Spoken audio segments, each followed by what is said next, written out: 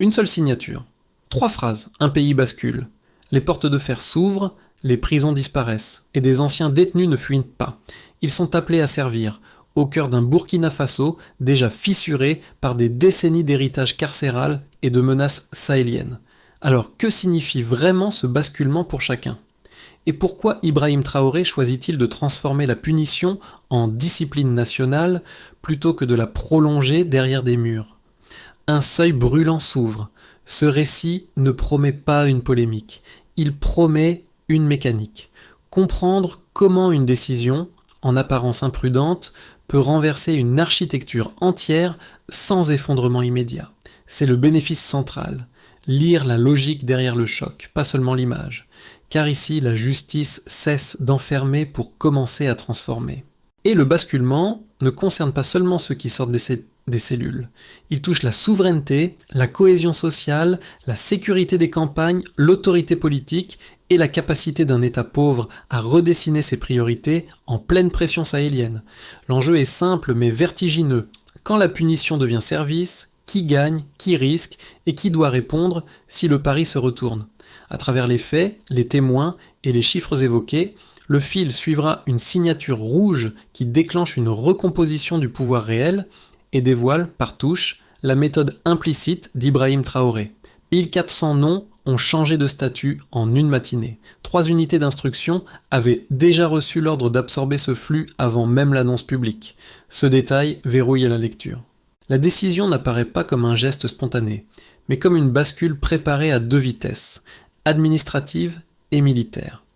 D'un côté, des registres poussiéreux rouverts, des listes recomposées, des directeurs convoqués en urgence. De l'autre, des casernes déjà mises en tension logistique, prêtes à transformer des sorties de prison en entrées dans une discipline collective. Cette synchronisation, rapide et froide, éclaire la logique sous-jacente que le récit attribue à Ibrahim Traoré sans la présenter comme un discours explicite. L'exécution précède la justification, comme si la vitesse devait empêcher l'ancien système de se défendre. Pour comprendre pourquoi ce basculement frappe si fort, il faut regarder l'état du système pénitentiaire tel qu'il est décrit. Paralysie chronique, surpopulation, coût croissant, enfermement de délits mineurs, héritage d'un droit colonial, incapacité à réinsérer. Et surtout une fracture durable entre centres urbains et zones rurales, où les attaques armées imposent un climat d'érosion constante. Les prisons deviennent alors une soupape d'un ordre qui ne se régénère plus. On y enferme la misère, on y stocke la faute, et l'État s'épuise à maintenir des murs pendant que la menace se déplace dehors. C'est là que le décret inverse le paradigme. Il ne nie pas la faute, il la redéploie, il ne propose pas l'oubli, il impose une trajectoire. Faire sortir des hommes, non pour disparaître, mais pour servir, change la relation entre l'État et ses marges sociales. Ce n'est plus une simple mesure pénitentiaire, c'est une réorganisation morale en temps réel, en quelques heures, comme si un siècle de logique punitive devait être comprimé dans une seule journée. La question ouverte au début trouve ici sa première réponse. Si la décision semble imprudente, c'est parce qu'elle coupe net, et c'est précisément cette coupe qui fait apparaître sa méthode. Ils deviennent le personnage guide du récit. Pas un héros unique, un collectif projeté au premier plan. Dans les premiers témoignages, certains sortent des cellules en silence, d'autres lèvent le poing, d'autres avancent tête haute comme s'ils franchissaient moins un portail qu'un seuil intérieur. Cette diversité sert de boussole morale. L'impact initial du décret ne se mesure pas d'abord en discours, mais en réaction de corps. Dans les casernes, les instructeurs décrivent une intensité inhabituelle. Le groupe apprend à marcher ensemble, à respirer au même rythme, à se tenir comme un seul corps. Au-dessus d'un portail d'instruction, un slogan est cité comme cadre narratif. La faute n'est qu'un détour vers la lumière. À mesure que des uniformes simples sont distribués et que les premiers ordres résonnent, un basculement s'installe. Ils ne sont plus traités comme des détenus, mais comme des hommes sommés de regagner une place dans la nation. 2 micro-cas, observés dès les premières heures, condensent l'onde de choc. Dans un centre d'instruction, un ancien condamné pour un délit mineur pleure en recevant son uniforme. Il dit qu'il retrouve son nom. Dans une autre caserne, un groupe aligne spontanément les rangs avant même que l'officier ne le demande, comme si la discipline devenait une manière de solder une dette sans être forcée. Ces scènes ne prouvent pas un succès. Elles montrent un déplacement, la honte cesse d'être un statut fixe et devient une trajectoire encadrée, et c'est là que le récit resserre son enjeu humain. Si l'État transforme la sortie en convocation, chaque geste individuel devient une pièce du pari collectif. Le sens se juge aux effets visibles. Tout démarre dans le silence encore pâle du matin. Un décret unique déchire l'ordre habituel. Les journaux d'État n'annoncent ni un plan économique, ni une réforme administrative graduelle. Ils annoncent l'abolition des prisons et l'intégration immédiate des détenus dans la défense nationale. La première secousse est institutionnelle. Dans les tribunaux, les juges relisent 3 fois le texte, incapables de croire qu'un pays puisse renverser un système entier par une simple signature rouge. Dans l'administration pénitentiaire, les directeurs sont convoqués en urgence, les registres poussiéreux sont sortis, les machines à écrire se remettent à crépiter comme si la bureaucratie devait rattraper un siècle en quelques heures.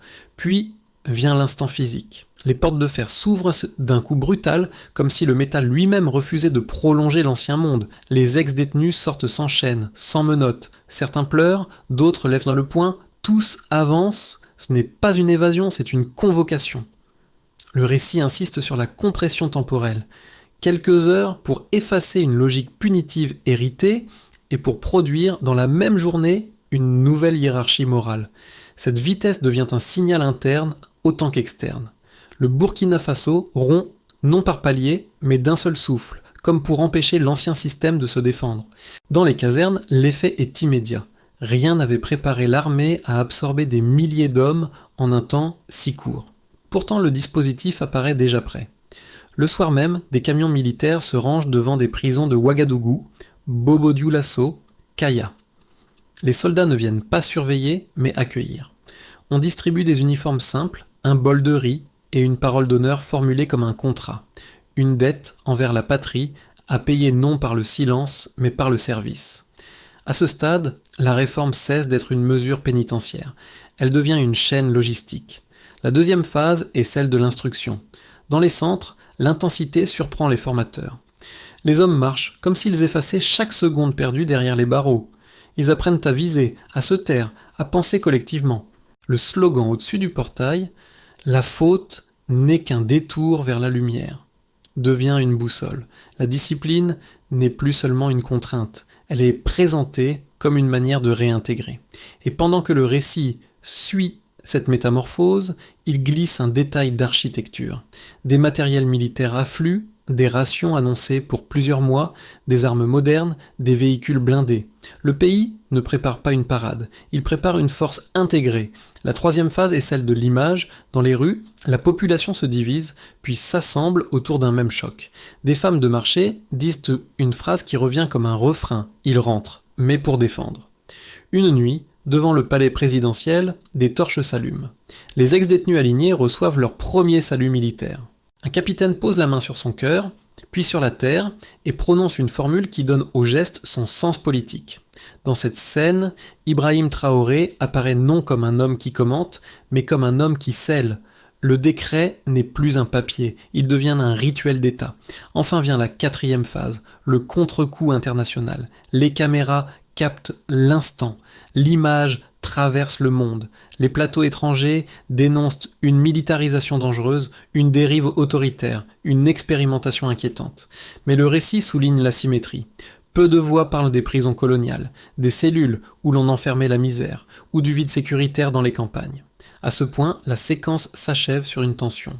Le pays a osé un modèle que nul n'attendait, et il l'a fait sous le regard d'un monde déjà prêt à juger.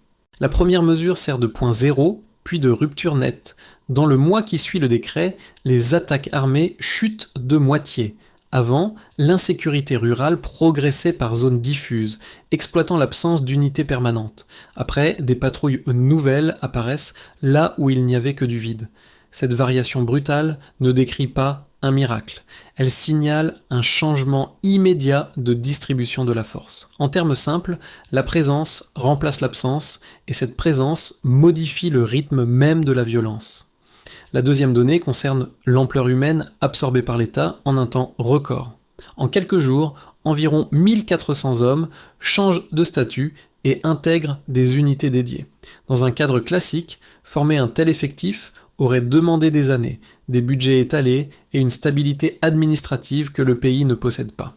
Ici, la masse devient lisible non comme un chiffre abstrait, mais comme une démonstration de capacité institutionnelle. L'administration, sous tension chronique, révèle une élasticité inattendue lorsqu'elle cesse de gérer l'enfermement pour organiser l'intégration. Le passage du carcéral au militaire fonctionne comme un raccourci logistique. La troisième mesure touche à la préparation matérielle. Des rations annoncées pour plusieurs mois, des uniformes distribués simultanément, un armement déjà disponible, ces éléments indiquent que le décret ne déclenche pas la logistique, il la dévoile. Autrement dit, les stocks existent avant la décision publique. Cette synchronisation éclaire la cohérence d'ensemble. La réforme n'est pas improvisée, elle est simplement révélée d'un bloc. Quand décision et exécution coïncident ainsi, la logistique devient un langage politique plus clair que n'importe quel discours. Ces trois données, mises bout à bout, dessinent un mécanisme précis. Les attaques diminuent parce que des unités nouvelles patrouillent dans des zones rurales longtemps délaissées. Les marchés rouvrent parce que les trajets cessent d'être coupés. Les écoles reprennent parce que les routes deviennent praticables. La statistique quitte alors le registre abstrait pour s'incarner dans des effets quotidiens. Ce qui semblait une réforme pénitentiaire devient un indicateur sécuritaire mesurable. Un autre effet apparaît en cascade. Chaque ancien détenu intégré augmente la capacité opérationnelle d'un camp. Chaque camp stabilisé permet de redéployer des unités régulières vers d'autres zones. Chaque redéploiement amplifie l'effet initial. Il ne s'agit pas d'une croissance linéaire, mais d'un mécanisme d'accélération. Plus les unités dédiées se structurent, plus la réduction des attaques devient durable, car la pression se répartit sur le territoire au lieu de se concentrer. Les données ne racontent donc pas une réussite définitive. Elles racontent une compression temporelle. Des résultats que des modèles classiques auraient produits sur plusieurs années apparaissent ici en quelques semaines. Cette efficacité tient aussi au profil des hommes intégrés. Sortir de prison n'efface pas les compétences acquises avant l'incarcération. Beaucoup savent cultiver, réparer, construire, organiser. Lorsque ces savoir-faire trouvent une fonction encadrée, l'État transforme une charge pénitentiaire en capital humain mobilisable. À ce stade, la logique quantitative rejoint la logique politique. La baisse rapide de la violence, l'absorption massive d'effectifs et la cohérence logistique convergent vers une même lecture. La réforme vise moins à punir qu'à combler un vide structurel. C'est dans ce vide que s'inscrit la méthode attribuée à Ibrahim Traoré, non comme une idéologie affichée, mais comme une pratique mesurable. Le chiffre ne prouve pas l'avenir. Il décrit un présent qui a déjà changé de rythme. Le premier argument critique, souvent formulé depuis l'extérieur et direct, transformer d'anciens détenus en soldats introduirait une militarisation incontrôlable. Selon cette ligne, intégrer des hommes condamnés pour vol de survie ou petit trafic créerait un risque interne, celui qu'une force composée d'exclus se retourne contre l'État ou fragilise la discipline existante. Pour ces détracteurs, la réforme brouille la frontière entre justice et force et fait glisser une mesure pénitentiaire vers une dérive autoritaire difficile à maîtriser. Ils ajoutent que l'émotion populaire, torche, ferveur nocturne, exaltation nationale, peut masquer une fragilité structurelle qui ne se révélera qu'après l'effet de surprise. Le deuxième argument insiste sur la portée symbolique. Pour une partie des chancelleries et des plateaux étrangers, abolir les prisons physiques revient à abolir aussi une hiérarchie morale héritée, celle où l'ordre repose sur l'enfermement plutôt que sur la réinsertion. Si des détenus deviennent défenseurs loyaux et efficaces, cela remet en cause des doctrines importées et peut produire un effet d'entraînement. D'autres peuples pourraient réclamer des modèles similaires, échappant aux cadres normatifs occidentaux. Dans ce raisonnement, la crainte n'est pas seulement sécuritaire, elle est politique. L'inquiétude porte sur l'émergence d'un modèle africain autonome qui, s'il fonctionne, réduirait la capacité d'influence extérieure. La réponse du récit à ces deux objections se situe moins dans une défense idéologique que dans les faits décrits. Dans les casernes, les instructeurs observent une intensité inhabituelle. Entraînement rigoureux, alignement spontané, discipline adoptée avant même les ordres. Dans les zones rurales, les unités dédiées escortent des convois, sécurisent des routes, permettent dans la réouverture de marchés. Et surtout, une donnée revient comme un contrepoint, la chute rapide des attaques dans le mois qui suit. Cette baisse ne règle pas tout, mais elle contredit l'idée d'un chaos immédiat ou d'une troupe ingérable. Le récit ne prétend pas éliminer le risque futur. Il renverse plutôt l'ordre des preuves. Les critiques imaginent un danger potentiel, tandis que les témoignages décrivent une utilité immédiate. La question devient alors plus fine. Si un risque existe, à quel moment et sous quelles conditions pourrait-il dépasser les gains observés ?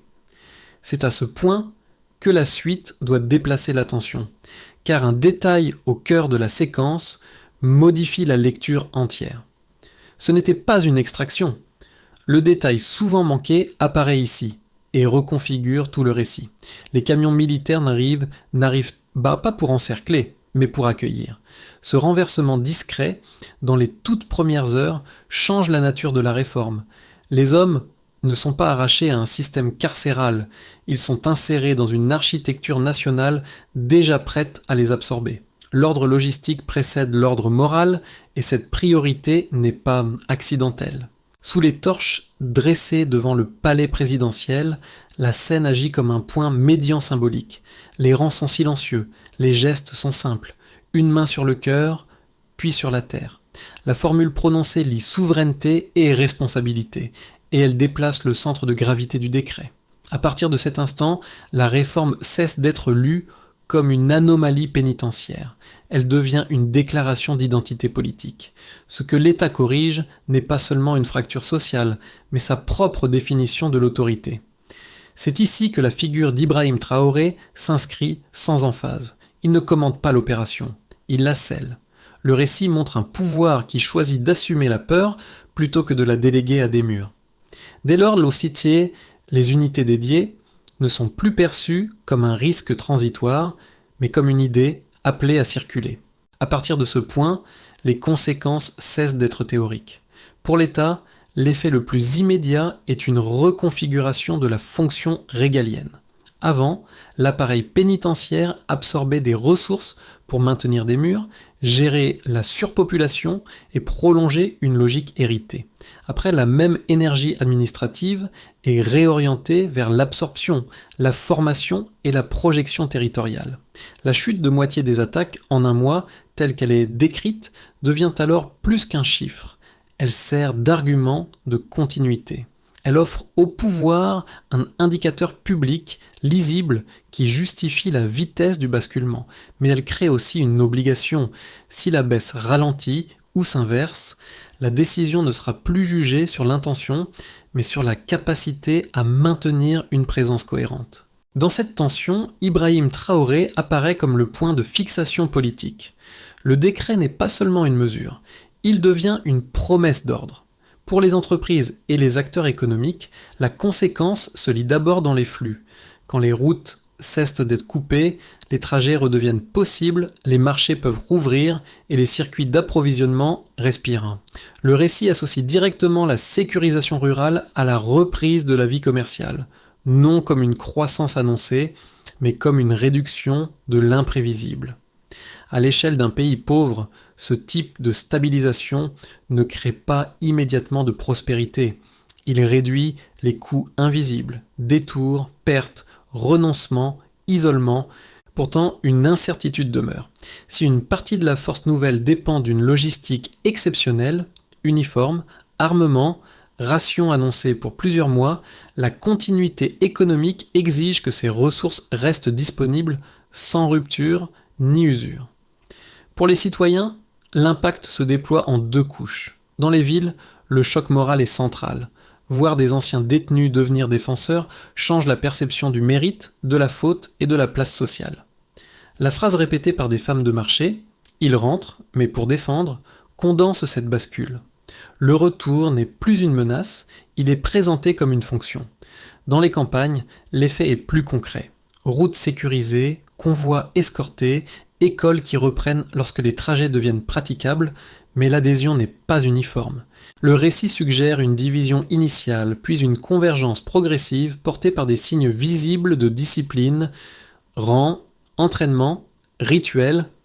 L'opinion, ici, se forme moins sur des discours que sur des scènes. Pour la région et l'extérieur, la conséquence est diplomatique autant que symbolique. Les critiques occidentales parlent de militarisation dangereuse et d'expérimentation inquiétante, tandis que d'autres capitales africaines observent un précédent.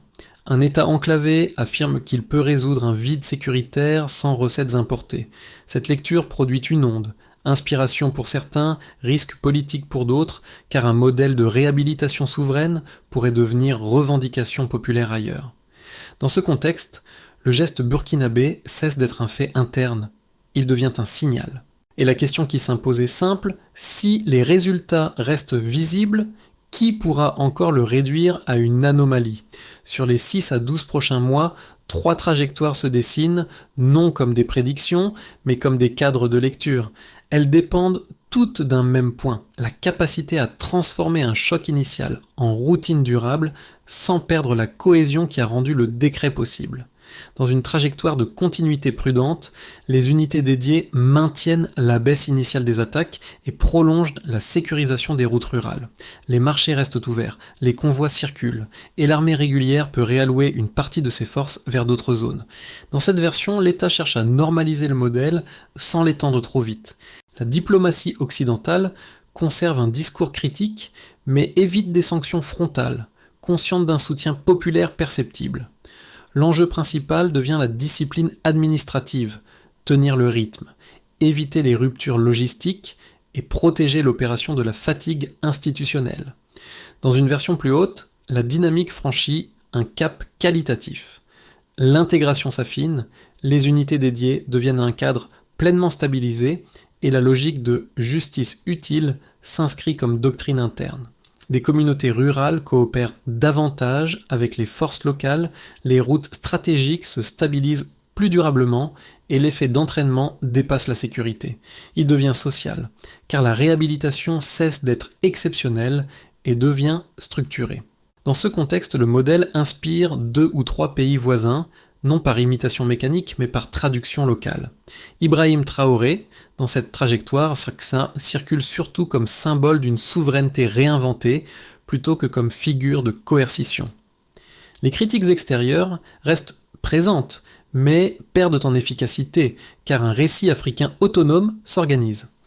Dans une hypothèse défavorable, la pression se transforme en friction. La contestation internationale se mue en sanctions économiques, campagne médiatique agressive ou tentative de déstabilisation diplomatique.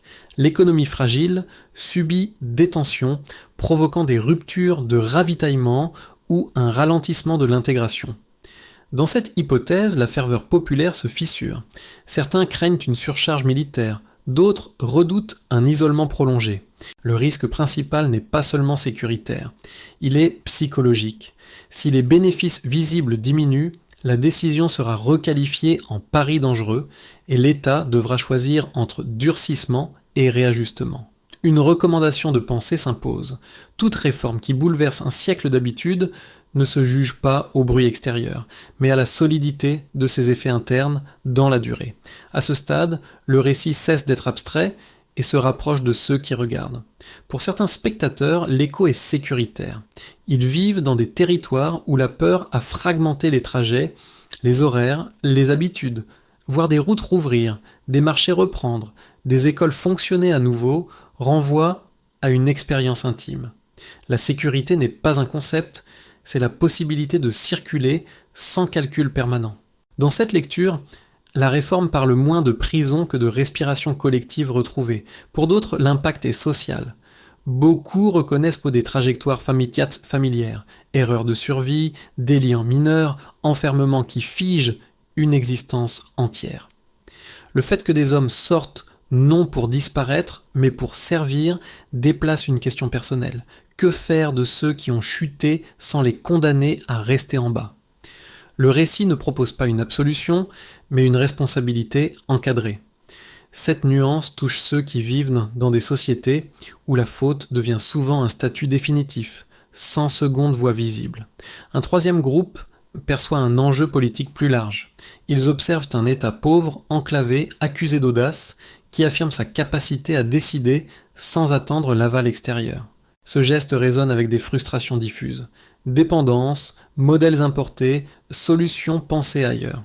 Ici, la réforme agit comme un miroir. Elle interroge moins le Burkina Faso que la manière dont chaque société accepte ou refuse de repenser ses cadres hérités. Dans cette lecture, Ibrahim Traoré n'apparaît pas comme un modèle à copier, mais comme un déclencheur de débat. Et pour le spectateur, la question devient alors concrète. Si une communauté cesse de traiter ses marges comme des déchets, que gagne-t-elle et que risque-t-elle vraiment ? L'histoire ne fournit pas de réponse clé en main. Elle ouvre un espace de réflexion où chacun projette ses propres peurs, ses propres espoirs et ses propres limites collectives. Pour que la réforme tienne au-delà du choc, le récit suggère une méthode implicite qui peut se lire comme une feuille de route en 5 mouvements, chacun mesurable et chacun lié à une responsabilité précise.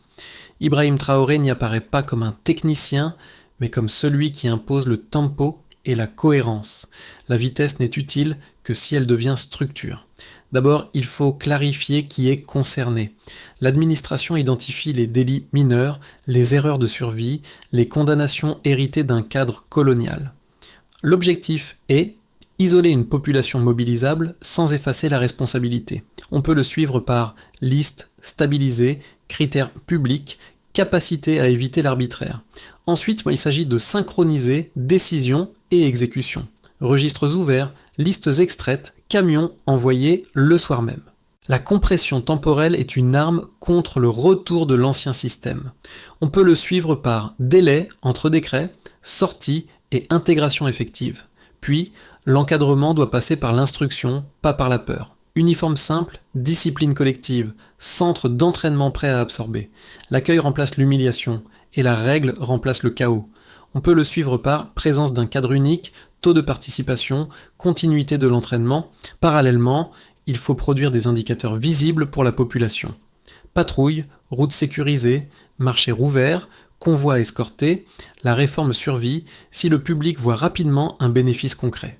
On peut le suivre par stabilité des trajets, reprise d'activité, perception locale de sécurité. Enfin, il faut protéger la logistique et l'intégration sur la durée. Ration annoncée pour plusieurs mois, matériel disponible, cohérence de ravitaillement, sans continuité, l'adhésion se fissure. On peut le suivre par rupture, retard, capacité à maintenir le dispositif sans épuisement. Dans cette logique, l'objectif n'est pas d'idéaliser une décision radicale, mais de comprendre comment un État fragile transforme un pari en routine. Et c'est là que la question finale se pose. Le modèle tient-il parce qu'il est juste ou parce qu'il est exécuté avec une discipline que peu d'États osent encore imposer ? Quand le récit revient vers le portail d'instruction, celui où le métal porte la phrase « La faute n'est qu'un détour vers la lumière », quelque chose se referme et s'ouvre à la fois. Ce slogan, d'abord cité comme un décor, devient le fil conducteur. Il relie la sortie des cellules, l'apprentissage de la discipline et la manière dont une nation tente de regarder ses propres marges sans détourner les yeux. Dans les rangs, il n'y a plus de condamnés ni de rescapés. Il y a des hommes qui cherchent à mériter une place au milieu de la poussière et du souffle collectif. Le portail n'était pas une frontière, c'était un seuil, et chaque pas, franchi en uniforme, donne corps à une idée que le récit martèle sans la romantiser. Rien n'est totalement perdu quand une société transforme la honte en effort commun. C'est là que la figure d'Ibrahim Traoré revient naturellement. Non comme un orateur, mais comme celui qui a scellé une méthode. Abolir un mur pour créer une obligation, remplacer l'enfermement par un service visible et faire de la dignité restaurée une force politique. La ligne émotionnelle se condense alors en une vérité simple. La dignité reste une puissance. Ce récit ne demande pas une adhésion, il demande une discussion.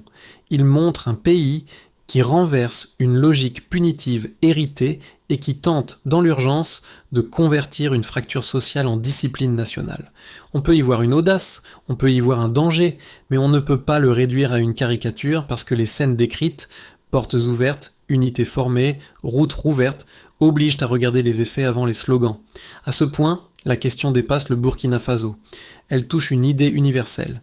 Qu'est-ce qu'une société choisit de faire de ses fautes quand ses ressources sont limitées et ses menaces immédiates? Si l'histoire d'Ibrahim Traoré vous interpelle, vous pouvez prolonger l'exploration en comparant d'autres modèles, en discutant ce qui fonctionne, ce qui échoue et ce qui serait impossible ailleurs. Ce n'est pas la conclusion qui compte, c'est l'espace de réflexion qu'elle ouvre. Alors selon vous, une réforme aussi radicale se juge-t-elle d'abord à son intention ou uniquement à sa capacité à tenir dans le temps malgré les pressions et les contradictions ?